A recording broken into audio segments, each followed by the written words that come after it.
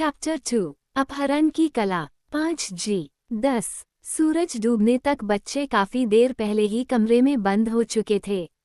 शयन कक्ष के पर्दों से वे मशाल लिए पिता, बहनों और दादी नानी को अंधेरे जंगल में कतार में खड़े देख रहे थे, मानो वे स्कूल मास्टर को आग के घेरे को पार करने की चुनौती दे रहे हों। लेकिन जब कांपते बच्चे खिड़कियों के पेंच कस रहे थे, सोफी अपनी खिड़की के पेंच खोलने की तैयारी कर रही थी। वह चाहती थी कि यह अपहरण जितना हो सके सुविधाजनक हो। अपने कमरे में बंद होकर उसने हेयरपिन, चिमटी, नेल फाइल जैसी चीजें निकाली और काम में जुट गई। पहले अपहरण की घटनाएं 200 साल पहले घटी थीं। कभी 2 लड़के अगवा किए जाते थे, कभी 2 लड़कियां, कभी एक लड़का और एक लड़की। उम्र भी उतनी ही अनिश्चित होती थी, एक 16 साल का, दूसरा 14 साल का, या दोनों 12 साल के। लेकिन अगर शुरुआत में ये चुनाव बेतरतीब लगते थे, तो जल्द ही पैटर्न स्पष्ट हो गया। एक हमेशा सुंदर और नेक होता था, वह बच्चा जिसे हर माता पिता अपना बनाना चाहते थे। दूसरा सादा और अजीब होता था, जन्म से ही समाज से बहिष्कृत। एक विपरीत जोड़ी जवानी से छीनकर दूर ले जाई गई। स्वाभाविक रूप से ग्रामीणों ने भालुओं को दोषी ठहराया। गेवल्डॉन में किसी ने कभी भालू नहीं देखा था, लेकिन इससे वे उसे ढूंढने के लिए और भी दृढ़ हो गए। 4 साल बाद जब 2 और बच्चे गायब हो गए, तो ग्रामीणों ने स्वीकार किया कि उन्हें और अधिक स्पष्ट होना चाहिए था और उन्होंने काले भालुओं को दोषी ठहराया, ऐसे काले भालू जो रात के अंधेरे में घुल-मिल जाते थे।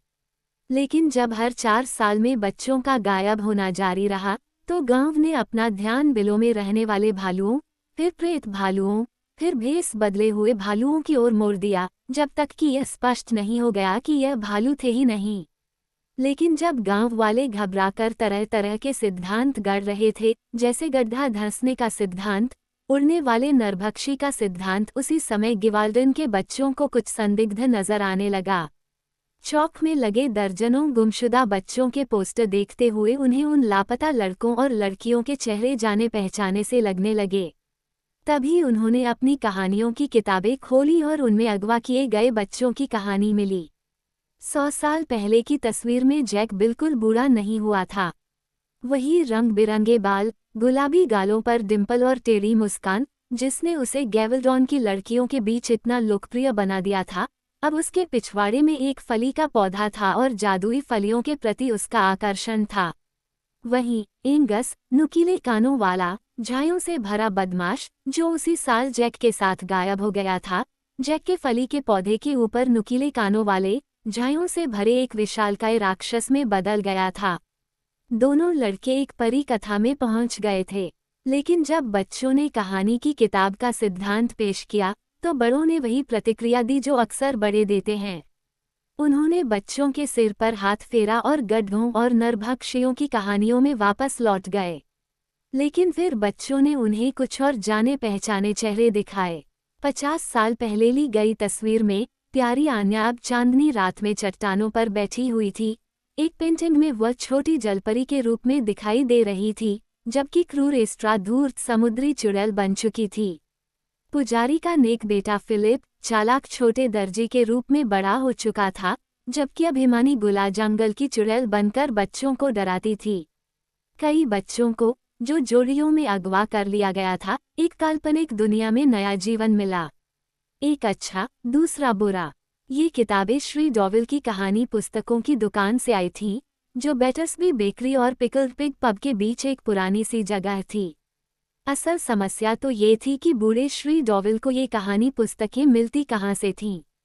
साल में एक बार, एक ऐसी सुबह जिसका उन्हें पहले से अंदाज़ा नहीं होता था, वे अपनी दुकान पर पहुंचते और वहां किताबों का एक बक्सा रखा पाते।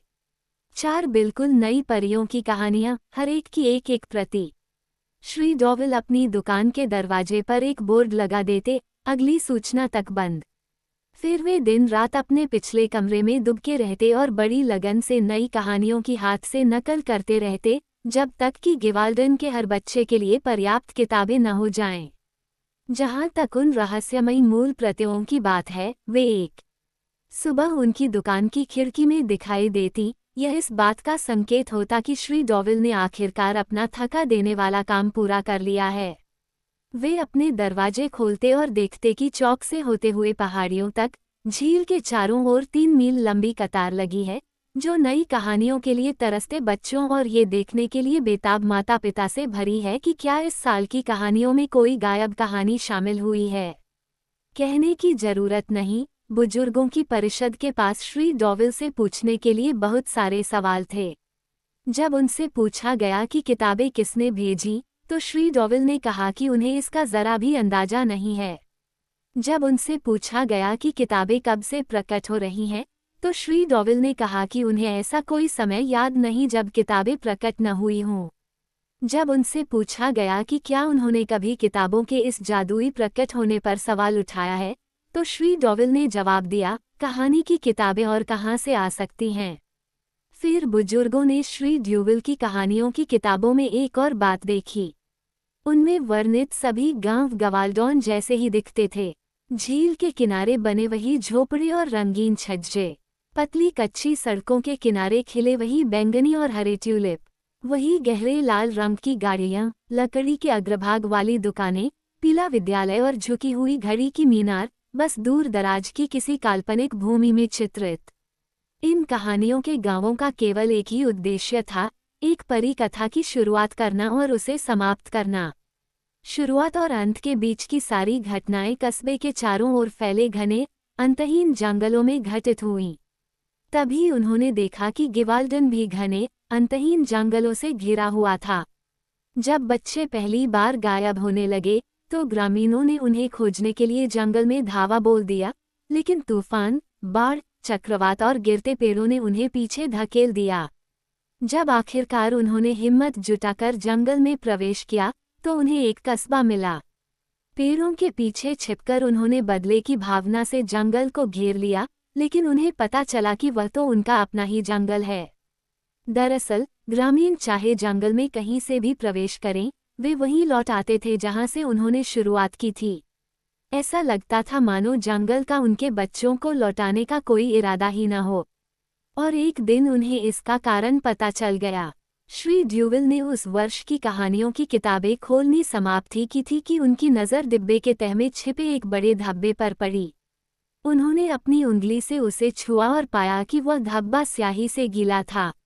ध्यान से देखने पर उन्होंने पाया कि वह एक मुहर थी जिस पर एक काले हंस और एक सफ़ेद हंस का जटिल चिन्ह बना हुआ था। चिन्ह पर 3 अक्षर लिखे थे, SGE। उसे इन अक्षरों का अर्थ समझने की कोई आवश्यकता नहीं थी। ये प्रतीक चिन्ह के नीचे लगे बैनर पर स्पष्ट रूप से लिखा था। छोटे काले अक्षरों में गांव को बताया गया था कि उसके बच्चे कहाँ गए हैं। अच्छाई और बुराई का विद्यालय।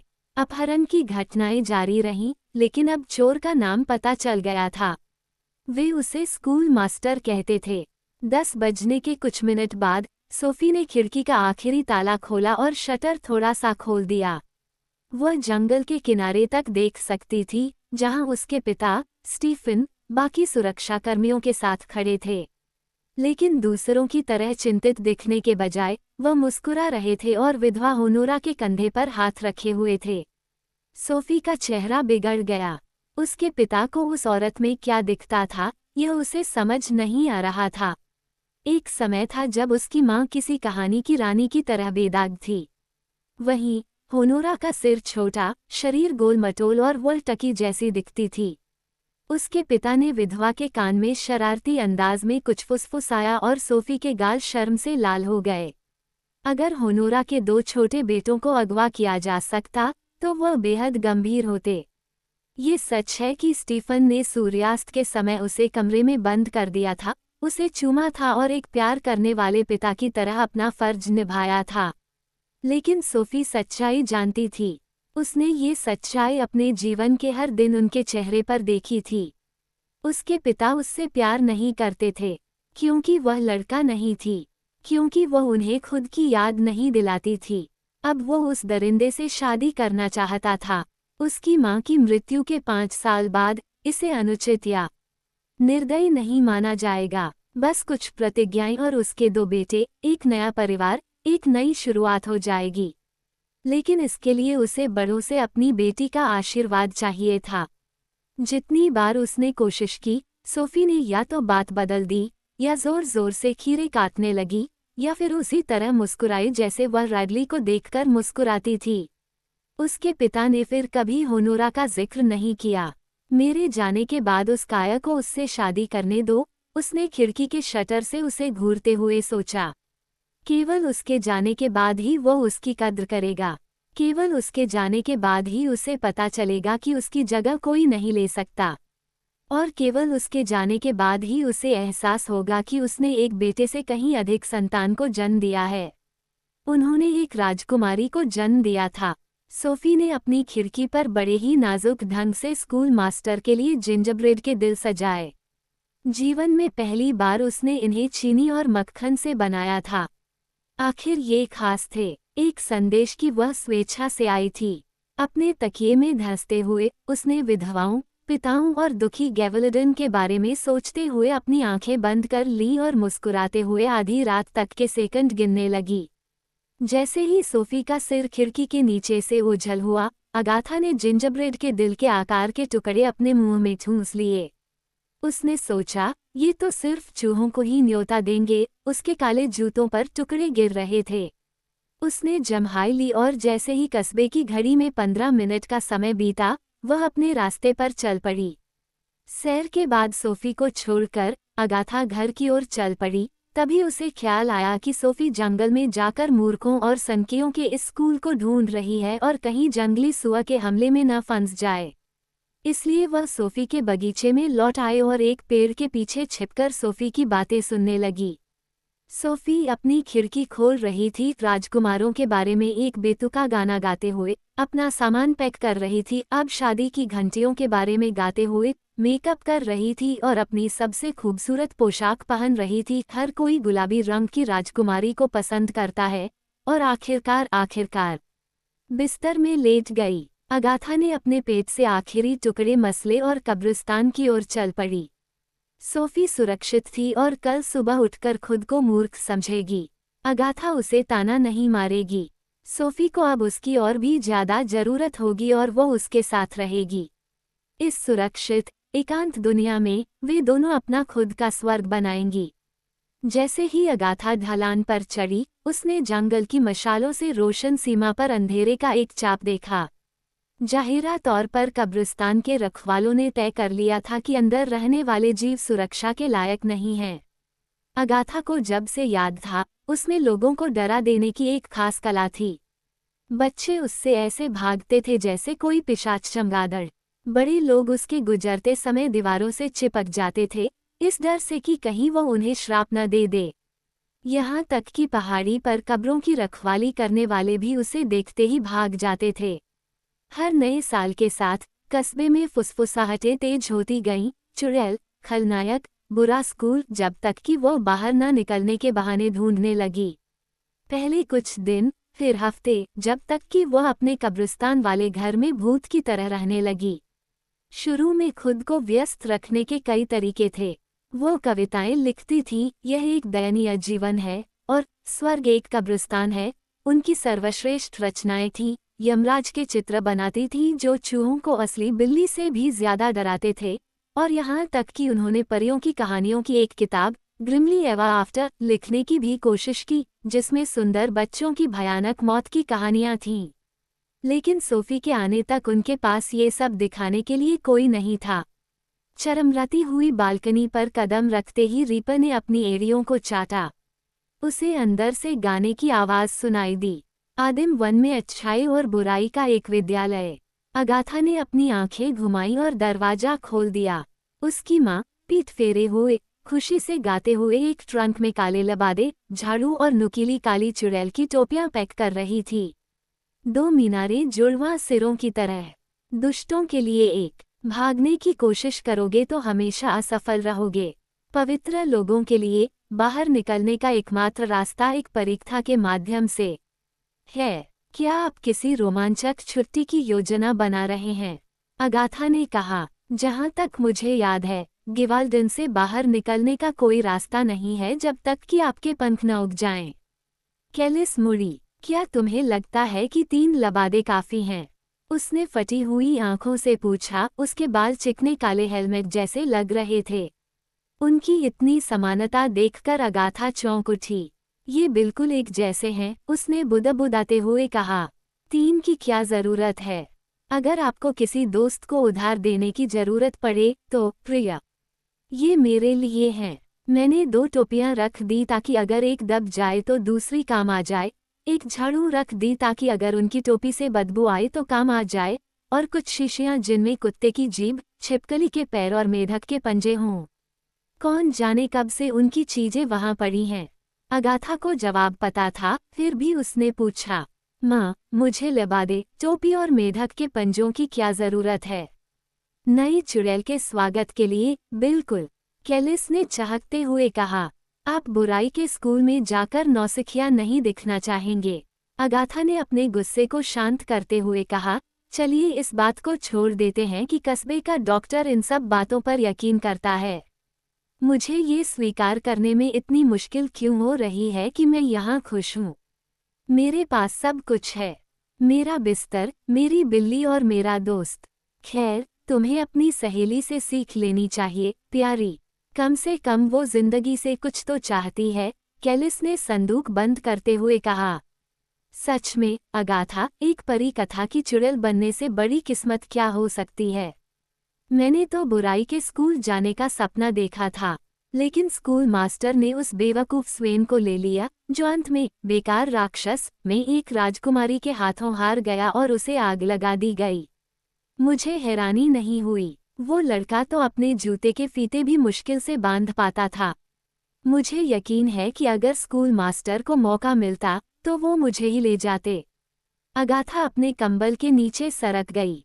खैर, इस शहर में हर कोई अब भी तुम्हें डायन ही समझता है, तो आखिरकार तुम्हारी इच्छा पूरी हो ही गई।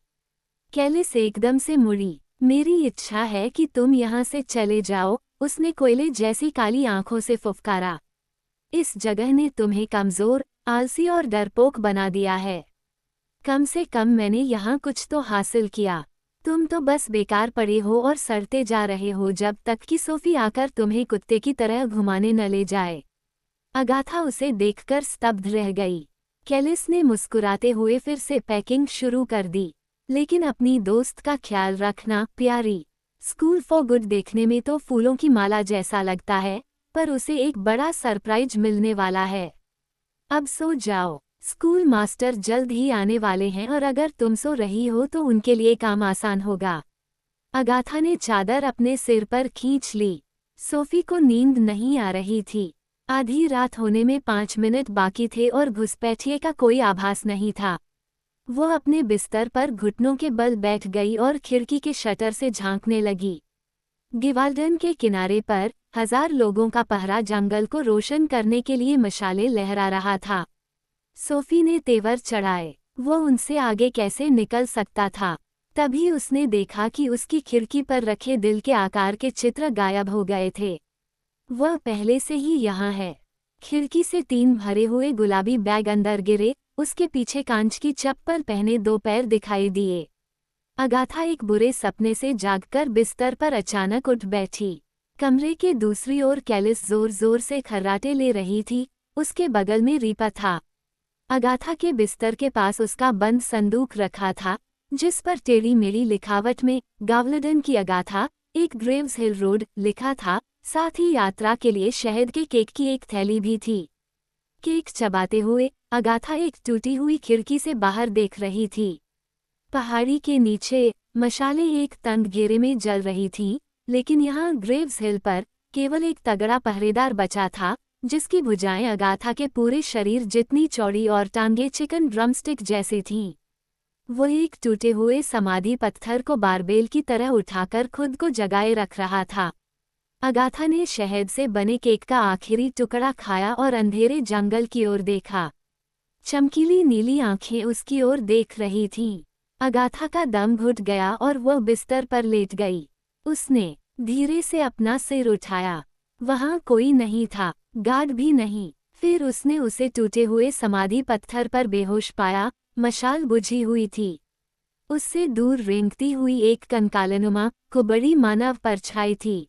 उसका कोई शरीर नहीं था, वह साया कब्रों के सागर के ऊपर बिना किसी जल्दबाजी के मंडराता रहा। वह कब्रिस्तान के फाटकों के नीचे से सरक गया और पहाड़ी से नीचे उतरकर आग की रोशनी से जगमगाते गिवाल्डन के केंद्र की ओर बढ़ गया। अगाथा के दिल में दहशत सी दौड़ गई। वह सचमुच मौजूद था, चाहे वह कोई भी हो, और वह मुझे नहीं चाहता।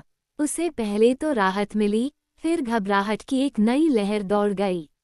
सोफी, उसे अपनी माँ को जगाना चाहिए, उसे मदद के लिए चिल्लाना चाहिए, उसे समय नहीं है। सोने का नाटक करते हुए कैलिस ने अगाथा के तेज कदमों की आहट सुनी, फिर दरवाज़ा बंद होने की आवाज़। उसने रीपा को और कसकर गले लगा लिया ताकि वह जाग न जाए। सोफी एक पेड़ के पीछे दुबक कर बैठ गई और स्कूल मास्टर के उसे पकड़ने का इंतजार करने लगी। वह इंतजार करती रही और इंतजार करती रही, तभी उसकी नज़र ज़मीन पर पड़ी। कुकी के टुकड़े, मसलकर बने एक पदचिह्न, एक ऐसे घिनौने, इतने गंदे पदचिह्न जो केवल एक ही व्यक्ति के हो सकते थे। सोफी की मुट्ठियां भींच गईं, उसका खून खौल उठा। किसी ने उसके मुंह पर हाथ रख दिए और एक लात मारकर उसे खिड़की से बाहर फेंक दिया। सोफी धड़ाम से अपने बिस्तर पर गिर पड़ी और मुड़कर देखा तो सामने अगाथा खड़ी थी। तुम निकम्मी, दखल अंदाज कीड़े, उसने चीखते हुए कहा, इससे पहले कि उसकी सहेली के चेहरे पर डर झलकता। तुमने उसे देखा? सोफी हौंफते हुए बोली। अगाथा ने एक हाथ से सोफी का मुंह दबा दिया और दूसरे हाथ से उसे गद्दे पर जकड़ लिया। सोफी विरोध में छटपटाने लगी, तभी अगाथा ने खिड़की से झांका। टेढ़ी मेढ़ी परछाई गिवाल्डन चौक में बेखबर सशस्त्र गार्ड को पार करते हुए सोफी के घर की ओर बढ़ गई। अगाथा चीखने से खुद को रोक नहीं पाई। सोफी ने खुद को छुड़ाया और अगाथा के कंधों को पकड़ लिया। क्या वह सुंदर है, किसी राजकुमार की तरह, या चश्मा और जैकेट पहने एक सभ्य शिक्षक की तरह? थम, सोफी और अगाथा धीरे धीरे दरवाजे की ओर मुड़ी। प्रहार प्रहार, सोफी ने नाक सिकुड़ी। वो बस दरवाजा खटखटा सकता था, है ना? ताले टूट गए, कब्जे खड़खड़ाने लगे। अगाथा दीवार से सटकर खड़ी हो गई, जबकि सोफी ने हाथ जोड़कर और अपनी पोशाक को ऐसे संवारते हुए जैसे किसी शाही मेहमान के आने की उम्मीद कर रही हो। बिना किसी झंझट के उसे वही दे दो जो वह चाहता है। जैसे ही दरवाजा टूटा, अगाथा बिस्तर से उछली और खुद को उस पर पटक दिया। सोफी ने आंखें घुमाईं। अरे, बैठ जाओ। अगाथा ने पूरी ताकत से दरवाजे की कुंडी खींची, लेकिन उसकी पकड़ छूट गई और दरवाजा जोरदार आवाज के साथ खुल गया, जिससे वह कमरे में दूर जा गिरी। ये सोफी के पिता थे, जिनका चेहरा पीला पड़ गया था। मैंने कुछ देखा, वे हौंफते हुए बोले, अपनी मशाल लहराते हुए। तभी अगाथा ने दीवार पर बनी टेढ़ी मेढ़ी परछाई को अपने विशाल आकार में ढलते हुए देखा। देखो, वह चिल्लाए। स्टीफन घूमा लेकिन परछाई गायब हो गई। उसकी टॉर्च बुझ गई। अगाथा ने अपनी जेब से माचिस निकाली और उसे जलाया। स्टीफन बेहोश होकर जमीन पर पड़ा था। सोफी गायब हो चुकी थी। बाहर चिल्लाता है। खिड़की से अगाथा ने चिल्लाते हुए ग्रामीणों को सोफी का पीछा करते देखा, क्योंकि परछाई उसे घसीटते हुए जंगल की ओर ले जा रही थी। और जैसे जैसे अधिक से अधिक ग्रामीण चीखते और पीछा करते रहे। सोफी के चेहरे पर बड़ी सी मुस्कान थी। अगाथा खिड़की से कूदकर सोफी के पीछे भागी, लेकिन जैसे ही गांव वाले सोफी के पास पहुंचे, उनकी मशालें जादुई ढंग से फट गईं और वे आग के घेरे में फंस गए। अगाथा ने आग के जाल से बचते हुए अपनी सहेली को बचाने के लिए दौड़ लगाई, इससे पहले कि परछाई उसे जंगल में खींच ले जाए। सोफी को महसूस हुआ कि उसका शरीर नर्म घास को छोड़कर पथरीली मिट्टी पर रगड़ खा रहा है। गंदी पोशाक में स्कूल जाने के ख्याल से ही उसका चेहरा उतर गया। उसने परछाई से कहा, मुझे लगा था कि यहाँ नौकर चाकर होंगे, या कम से कम कद्दू की गाड़ी तो होगी। अगाथा बेतहाशा भागी, लेकिन सोफी लगभग पैरों में गायब हो चुकी थी।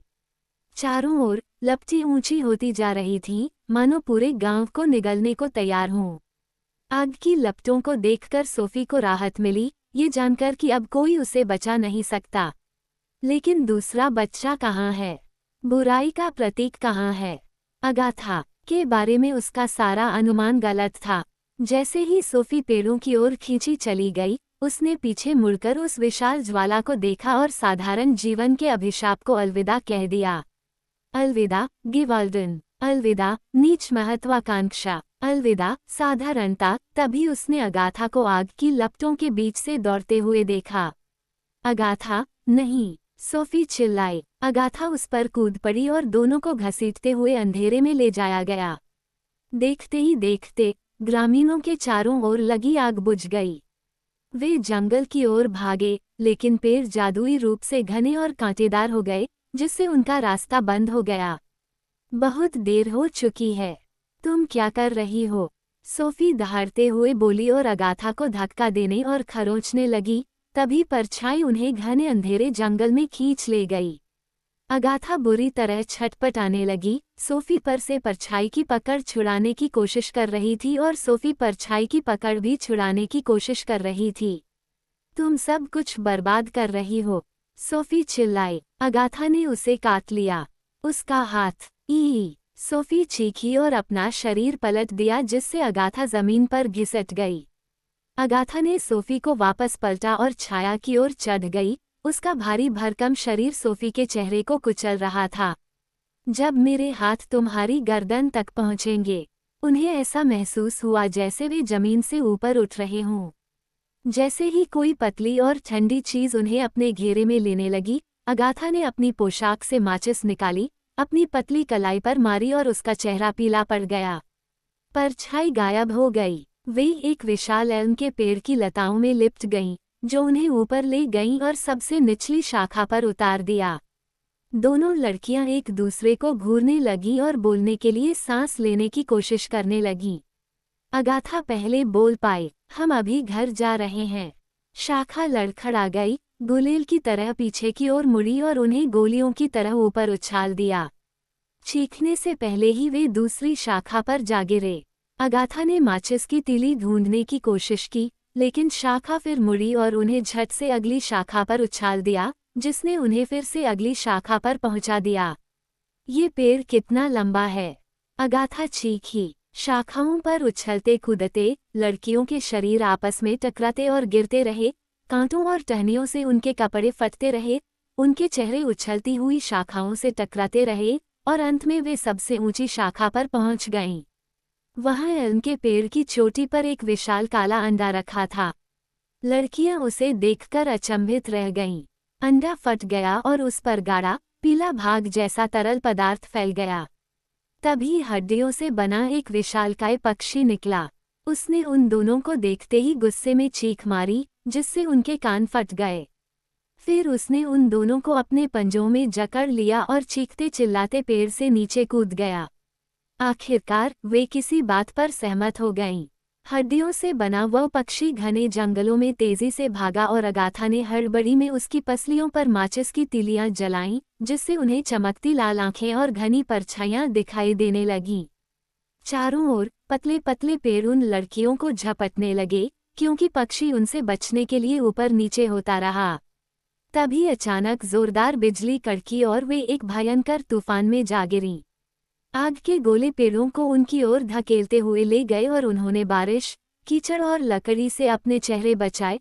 मकड़ी के जालों, मधुमक्खी के छत्तों और सांपों से बचते हुए आगे बढ़े, जब तक कि पक्षी घातक झाड़ियों में नहीं जा गिरा और लड़कियां दर्द से पीली पड़ गईं और अपनी आंखें बंद कर लीं। तब ये शांत था। अगाथा ने सूर्य की किरणों से अपनी आंखें खोलीं। उसने नीचे देखा और चौंक गई।